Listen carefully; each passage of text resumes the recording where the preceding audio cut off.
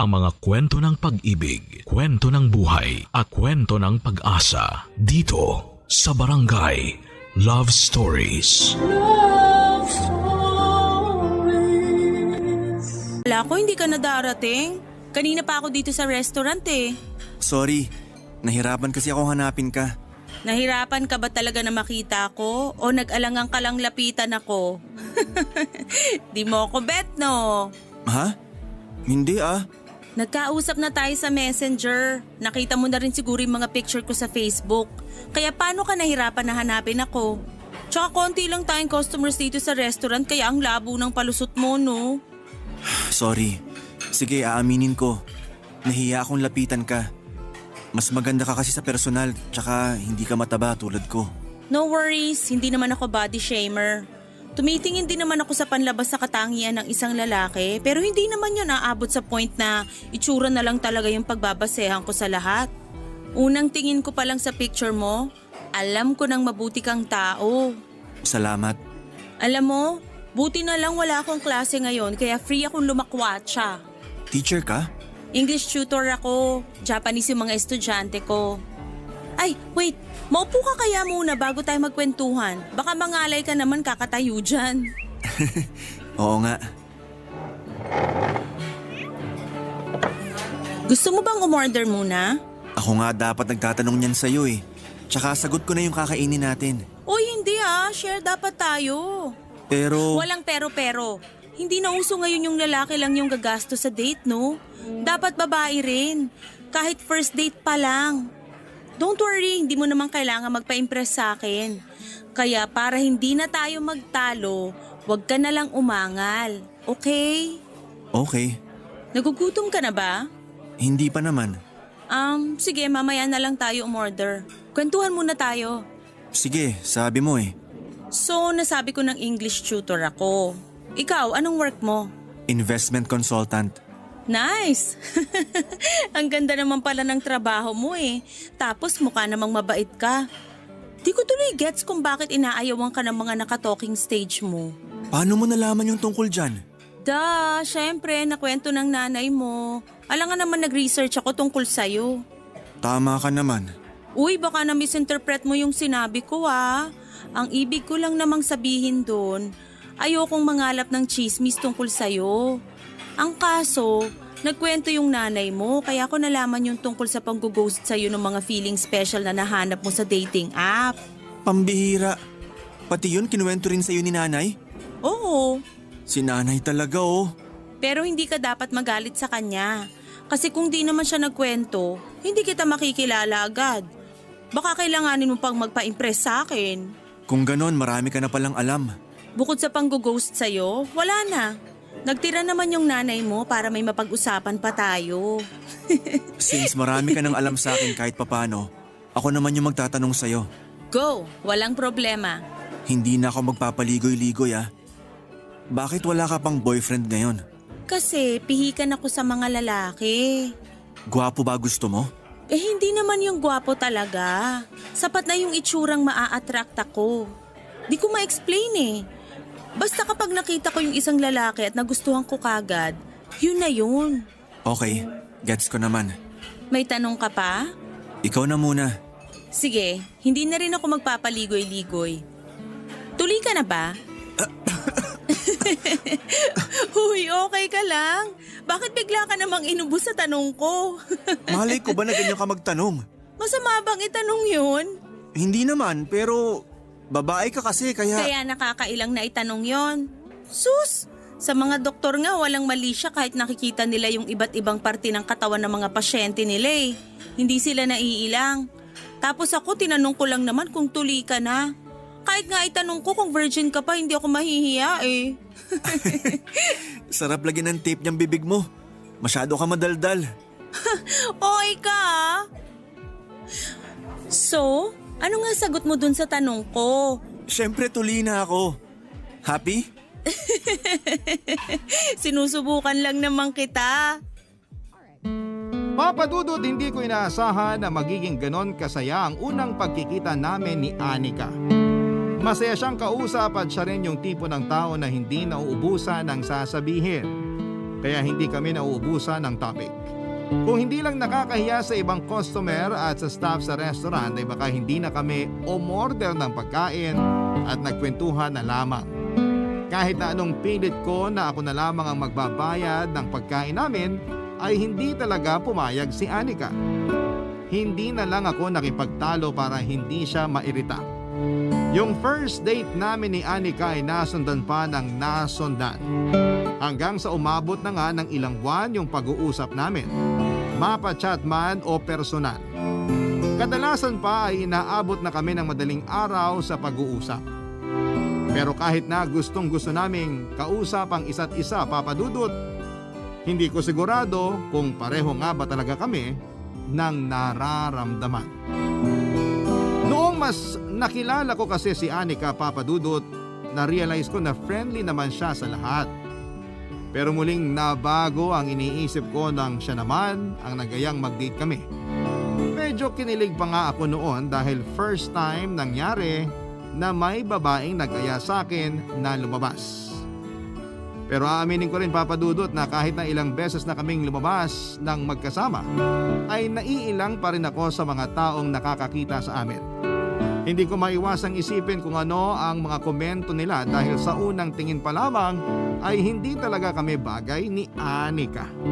Mas matangkad naman ako sa kanya pero matangkad din siyang tignan dahil may kapayatan siya at lagi pang nakasuot ng chunky shoes o kaya'y wedge sandals. Tuwing nahalata naman niya, ang pagkailang ko ay lagi siyang nagpapatawa para pagaanin ang kalooban ko. Papa Dudut, ilang buwan pa ang lumipas at nagulat na lamang ako nang bigla akong tanungin ni Anika kung may balak pa raw ba akong manligaw sa kanya. Napa-oo naman ako kaagad, sabay tanong kung pwede ko na siyang ligawan. Pero natawa ako noong sinabi niya na akala niya ay panliligaw na yung ginagawa kong pag-aya ng date sa kanya. Noong sinabi kong first time ko lamang manligaw, ay sa kanya lamang ako lubos na naunawaan, Papa Dudut. Stories. Barangay Love Stories. Papa Dudut, first girlfriend ko si Anika. Siya rin ang first kiss ko. May mga pagkakataon na nag-make out kami tuwing pumupunta siya sa bahay namin at doon na rin nagpapalipas ng gabi. Pero kahit gaano pa ako katukso ay pinigilan ko ang sarili ko na may mangyari agad sa amin. May parte pa rin kasi ng isip ko na nag-aalinlangan dahil baka pagsisihan lamang yon ni Anika. Pero noong ilang buwan na rin yung relasyon namin at nakampante na ako sa kanya, ay medyo lumakas na ang loob ko. Nangako naman ako sa kanya na magiging responsable ako sakaling magbunga yung ginagawa namin noon. Papa Dudut, masaya pala sa pakiramdam na yung taong mahal ko at mahal ako ang naging una ko sa lahat ng bagay. Mas inosente pa nga ako kesa sa kanya dahil aminado naman siya na ilan na yung nakarelasyon niya. Hindi naman yun naging problema sa akin dahil nasa tamang edad na kami at normal na lamang yon sa magkarelasyon. Pero kahit na alam ko na hindi ako ang una niya, ay ginagalang ko pa rin si Anika kung paano ko siya nirespeto. Noong nagde-date pa lamang kami ay hindi yun nagbago. Kahit na ilang buwan na ang relasyon namin, wala akong nakitang panghuhusga sa kanya. Kahit nakita na niya lahat ng kapintasan ko. Kaya naman habang tumatagal, Papa Dudut, ay mas lalo pa siyang napamahal sa akin.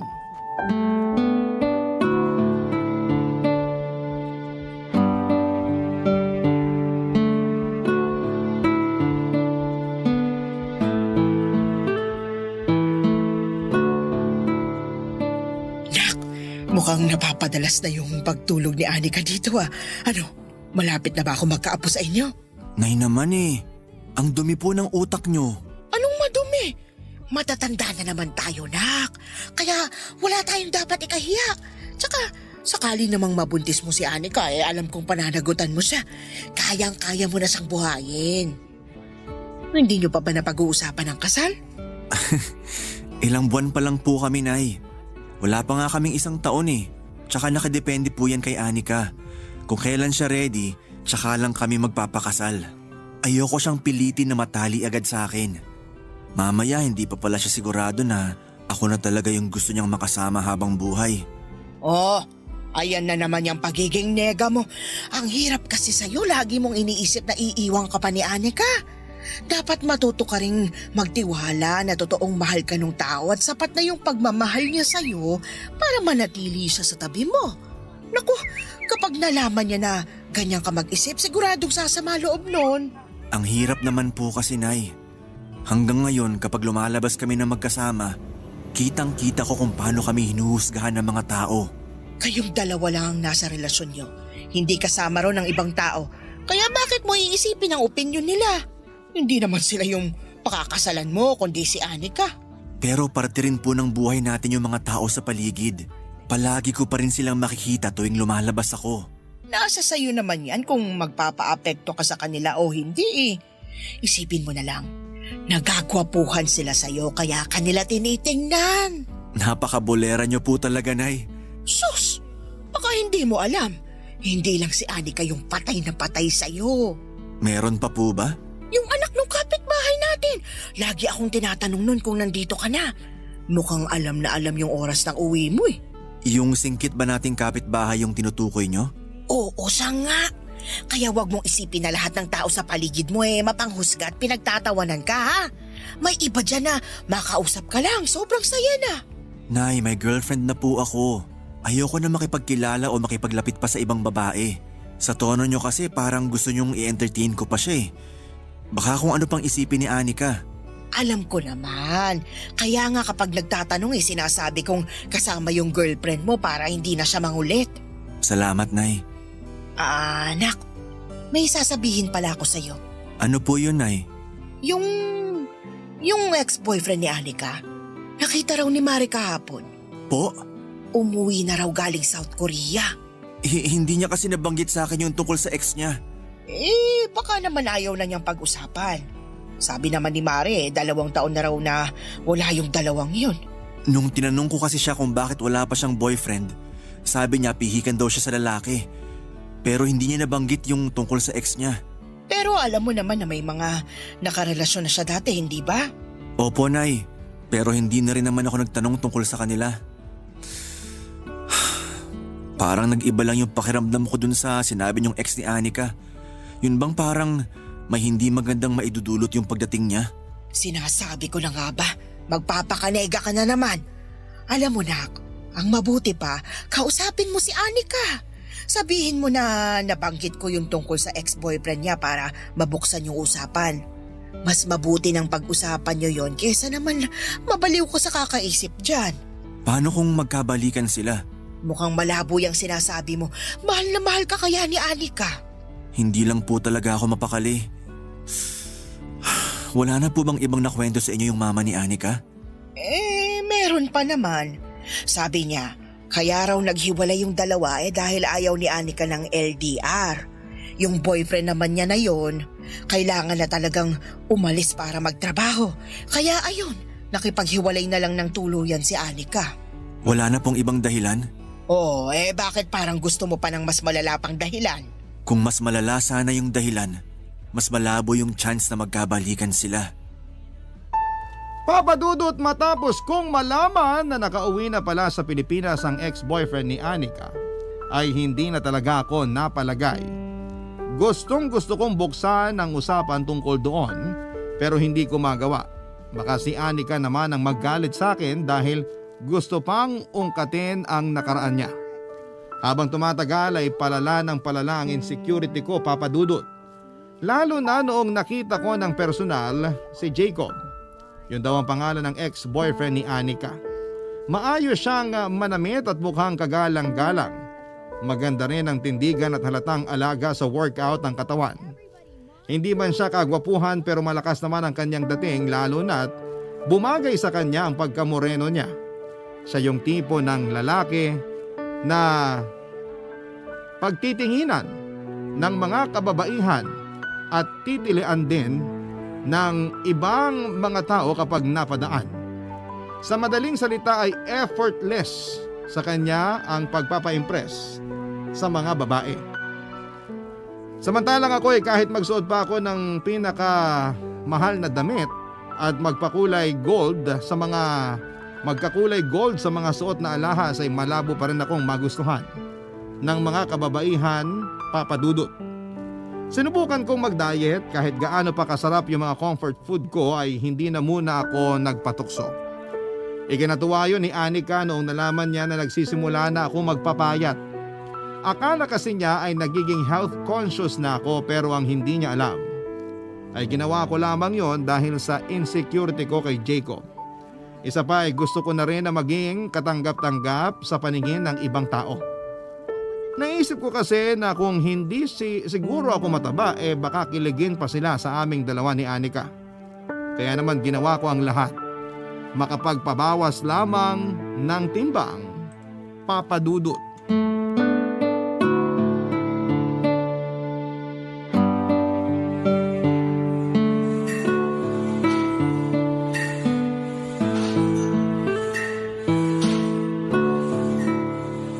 Ay, nagji-gym ka rin pala? Kilala mo ko? Bakit naman hindi? Nakwento ka na sa akin ng nanay ko. Ikaw to yung bagong boyfriend ni Anika. Steve, tama? Oo, Kailan ka pa nagpa-member dito? 2 weeks ago lang. 2 weeks? May nabawas naman ba? Bakit mo ba tinatanong? Wala lang. Parang hindi naman kasi uubra yung pag-gym mo. Anong ibig mong sabihin? Parang mas effective kung magpapalitsyon ka na lang. Tignan mo, ilang minuto ka pa lang yata rito pero wala pang nangyayari. Mas maganda kung mauusukan ka pa para lumabas lahat ng mantiga. Kaya ka naman pala hiniwalayan ni Anika. Kung anong ganda ng katawan mo, siya namang kinapangit ng ugali mo. Hindi uubray ang kayabangan mo sa girlfriend ko. Huwag mo isali sa usapan si Anika. Bakit apektado ka pa? Hindi ka pa rin ba nakaka-move on sa kanya? Ano bang pakialam mo? Wala naman talaga sana akong pakialam kung hindi mo lang ginulo yung pananahimik ko rito. Nilapitan mo lang ako para ibuli. Brad, hindi nakakagwapo yung pagiging immature. Ihabang mo ah. Mukha ka naman naglalakad na litsyon. Hindi ako pumapatol sa mga banat na pambata, Jacob. Kung wala ka nang sasabihin, maiwan na kita rito. Mukhang ayaw mo naman ako makasama sa iisang gym, kaya ako na mag-a-adjust para sa'yo. Ingat. Ingat ka rin. May nagsisiga dyan. Baka matusta ka.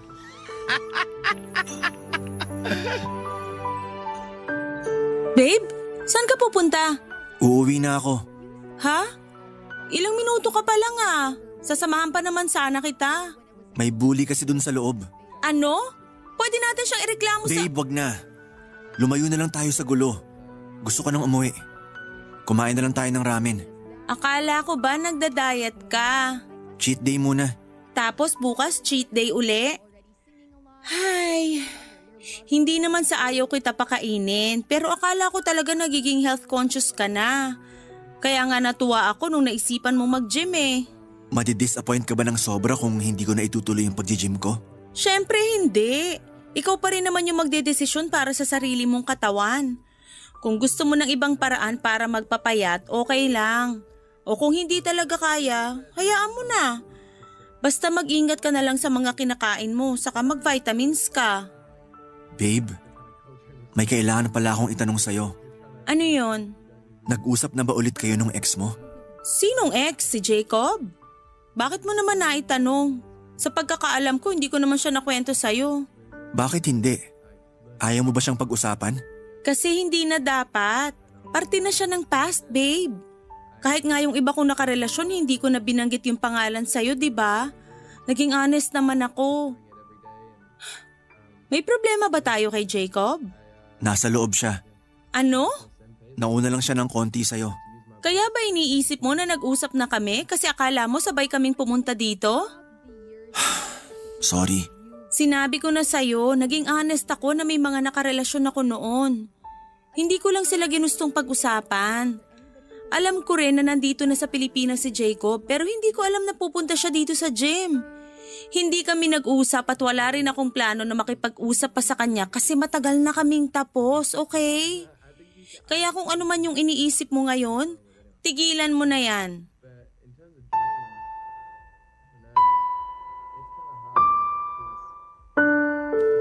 Papa Dudut, muntik pa kaming magkatampuhan ni Anika nang dahil doon. Mabuti na lamang at napag-usapan din naman namin ng maayos kinagabihan.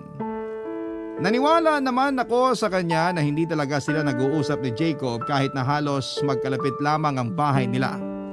Sakali man daw na magkausap sila ulit ay sisiguraduhin niya na hindi na babalik ang dating samahan nila ni Jacob dahil hindi niya ugaling makipagbalikan sa kanyang ex. Sa pagkakataong yun ay nagtiwala ako kay Anika, Papa Dudut. Pero yung pag-gym ko ay hindi na talaga nasundan pa. Nasayang lang tuloy ang membership ko noon.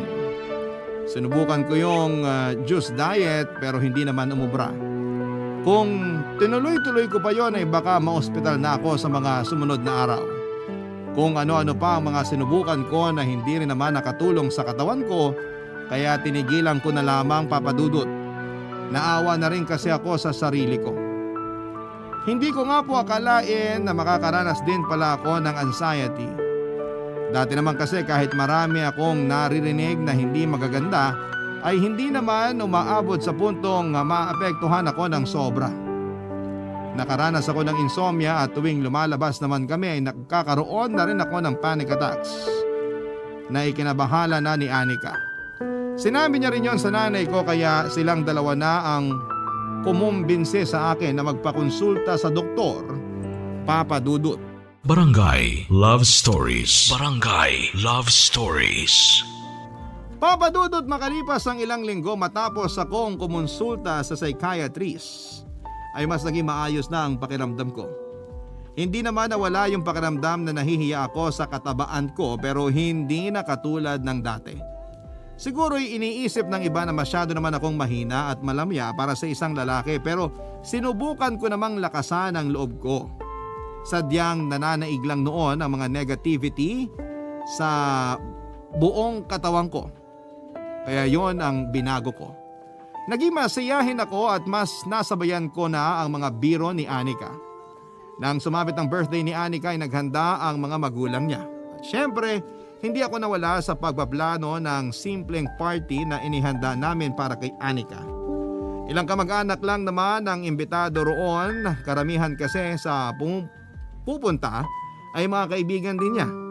Medyo kabado ako noon dahil makikilala na ako ng mga kaibigan niya at ng iba pa nilang kamag-anak. Inaasahan ko nang makakatanggap na naman ako ng panlalait at mapanghusgang mga tingin. Pero dahil birthday yon ng girlfriend ko, ay sinubukan ko makisama ng maayos sa mga bisita niya.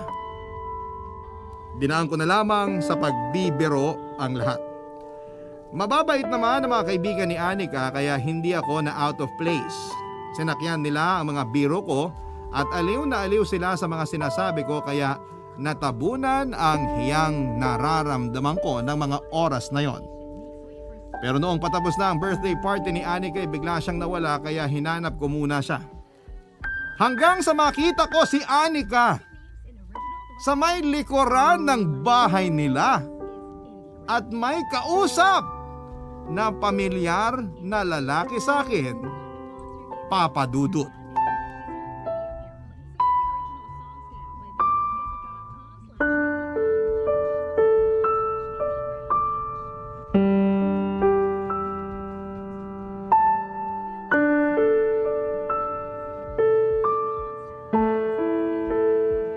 Anong ginagawa mo rito sa birthday party ko?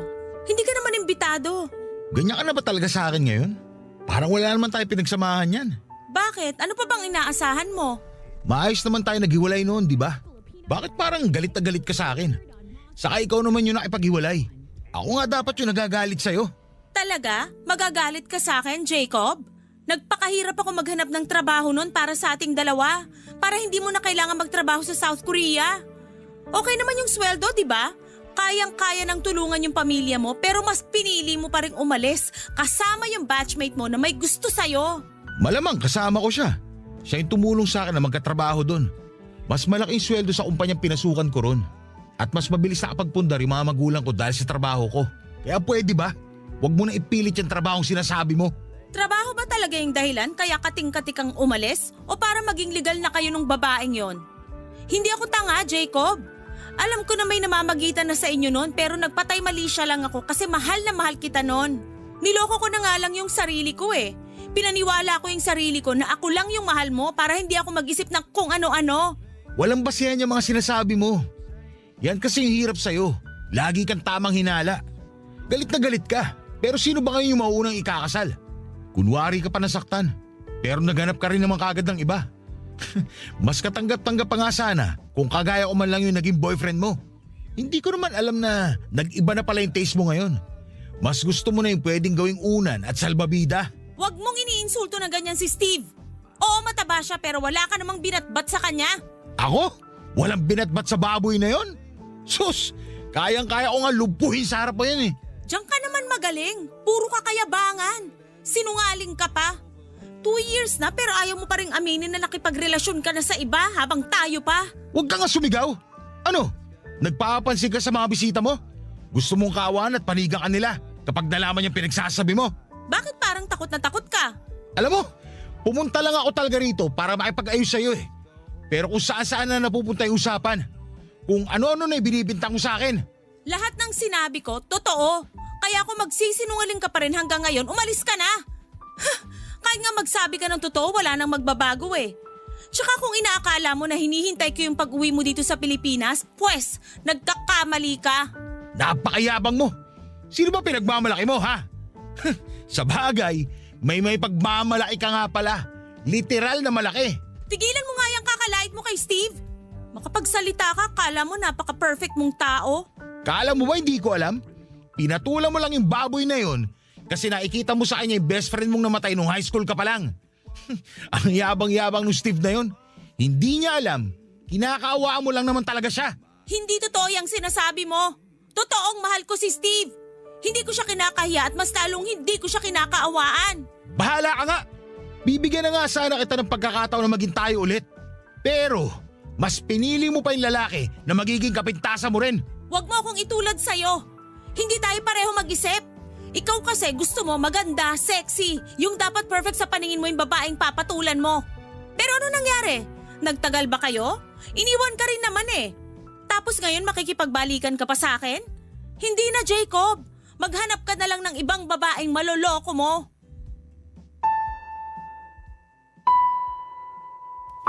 Papa Dudut, muli akong napaisip sa narinig kong usapan ni Anika Jacob.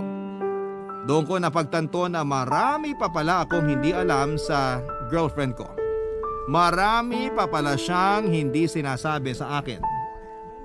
Sa dami ng mga napagkwentuhan naming dalawa ni minsan ay hindi niya nabanggit yung best friend niyang namatay. Napaisip ako noon kung bakit nangyari yon sa kaibigan niya.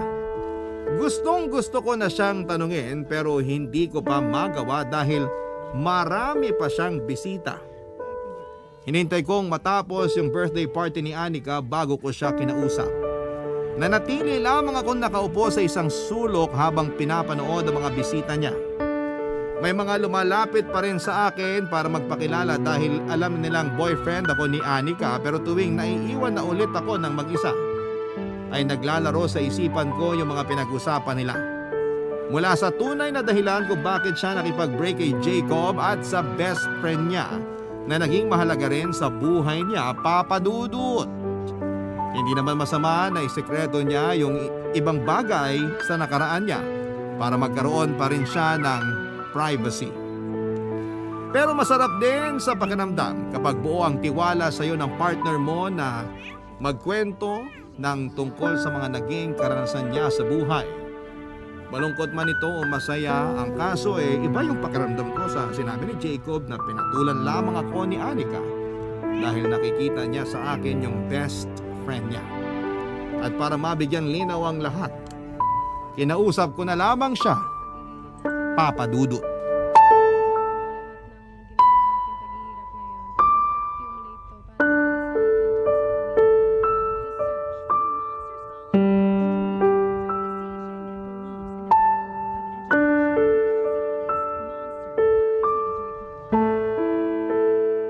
Babe, pwede ba tayong mag-usap sandali? Tungkol saan? Pwede bang bukas na lang, babe?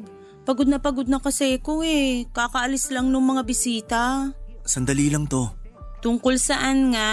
Diretsuhin mo na lang kaya ako. Baka mamaya kung ano na yan ha. Si Jacob. Narinig ko yung pag-uusap nyo kanina.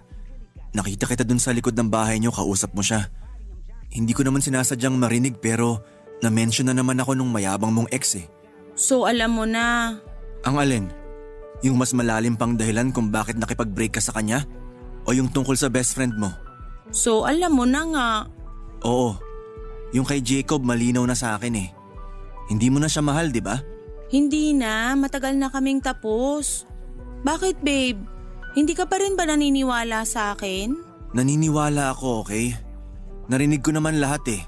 At sa ugali ng lalaking yon, masasaktan ka lang ng paulit-ulit kung makikipagbalikan ka sa kanya. Alam ko naman yun, babe. Pero hindi na yun mangyayari kasi nandyan ka na, di ba? Siyempre naman, sa tingin mo ba, papayag ako na makipagbalikan ka pa sa siraulong yon? Kung kinakailangan pakasalan na kita bukas para sa akin ka na talaga, gagawin ko yon, babe. Talaga? Pero bakit parang malungkot ka kanina? Hindi lang kasi mawala sa isip ko yung sinabi ni Jacob na pinatulan mo lang ako kasi nakikita mo yung best friend mo sa akin. Totoo ba yon? Siyempre hindi. Babe naman, matagal nang wala yung best friend ko at payapa na rin siya ngayon. Kaya please lang, patahimikin na natin yung kaluluwa niya. Sorry babe, naisip ko rin naman na hindi totoo yon. Imposible rin na kinaawaan mo lang ako kasi iba yung nakikita ko sa'yo.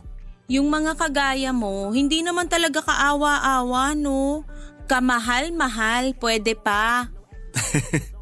Yung mga banat mo talaga, parang ikaw yung lalaki sa ating dalawa eh. Sus, hindi mo na lang aminin na kinilig ka. Hindi ah. Kinilig ka, aminin mo na kasi. Sige na, oo na. Sabi ko na eh, patanggi-tanggi ka pa dyan. Oh, akala ko pagod ka na. Pumasok ka na dun sa bahay nyo, magpahinga ka na. Mamaya na, dito muna ako sa tabi mo. Sige, gusto rin naman kitang masolo ngayon. Dami kong kaagaw sa'yo kanina eh. Pwede bang iuwi muna kita? Pwede naman, kaso baka hanapin ako ni mama bukas ng umaga. Eh di sabihin mo, nagtana na tayo. Sa edad nating to, magtatanan pa ba tayo? Baka nga itulak pa tayo ng parents ko para magpakasal na eh. O kaya ipapamigay na lang talaga nila ako sa'yo. Parang maganda yun ah. Pabor na pabor sa akin. Maharot ka kasi. Ako ba talaga? O sige na nga, ako na lang uli. Babe, May itatanong ka pa ba? okay lang ba talaga sa'yo? Kahit hindi na ako magpapayat? Kung saan ka masaya, dun ako. Magiging masaya lang ako kapag hindi ko na kailangang isipin yung sasabihin ng ibang tao tuwing magkasama tayo. Eh di wag mong isipin. Focus ka lang sa akin kapag kasama mo ko. Babe, gusto ko pa rin ituloy yung pagpapapayat ko. Sure ka na ba? Oo, basta sasamahan mo ko. Yun lang pala eh. Walang problema sa akin. Sabi ko nga 'di ba, kung saan ka masaya, dun ako. At kung masaya ka sa akin, sayong-sayo na ako. Papa Dudut, tinuloy ko nga po ang pagpapapayat ko noon. Bumalik ako sa pag-gym. Pinayuhan ako ni Anika na hindi ko naman kailangan pilitin ang sarili ko kung hindi ko talaga kaya. Pero tuwing naiisip ko ang mga reaksyon ng mga taong nakakasalubong ko, ay mas lalong tumitindi ang kagustuhan ko na magpapayat. Hindi na rin ako masyadong bumibili ng mga pagkain mula sa mga fast food chain. Kahit na hindi ako sanay na puro prutas at gulay ay sinanay ko na ang sarili ko para lamang matupad ang goal ko, Papa Dudut, na magbawas ng timbang. At sa awa naman ng Diyos, matapos ang ilang buwan ng pag-workout ko at pagdadiet ay nakapagbawas na ako ng 22 pounds. Malaking bagay na yon para sa akin at ramdam ko talaga na medyo gumaan ako. Sa ngayon naman ay malaki na ang nabawas sa timbang ko. Pero chubby pa rin naman akong tignan. Masaya naman ako dahil hindi na ako kasing taba ng dati at bumabagay na rin sa height ko ang katawan ko kahit papaano. Sa lahat po ng mga pinagdaanan ko, Papa Dudut, ay hindi ako iniwan ni Anika. Siya yung naging cheerleader at soulmate o gym buddy ko. Ibinigay ko ang buong tiwala ko sa kanya at hindi ko naman yon pinagsisisihan. Masasabi ko na napakaswerte ko sa kanya. Sa panahon kasi ngayon ay mahirap nang makahanap na babaeng hindi tumitingin sa panlabas na katangian at tatanggapin ka kahit na ano paman ang kapintasan mo sa katawan. Kaya kung meron man sa mga nakikinig ngayon ang kagaya ko ng napagdaanan, tulad ng mga pangungutya at pambubuli dahil sa katawan, ay huwag kayong mawala ng pag-asa dahil may mga mabubuti pa rin namang tao na tatanggap sa atin. Papa Dudut, hanggang dito na lamang po ang kwento ko at maraming salamat po sa inyo at sa Barangay LS na siyang dahilan kung bakit marami pa kaming napapakinggang kwento na may hatid na pag-asa at inspirasyon.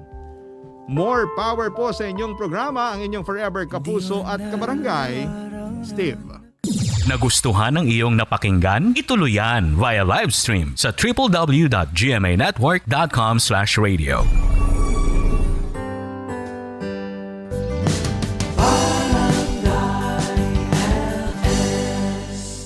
Forever.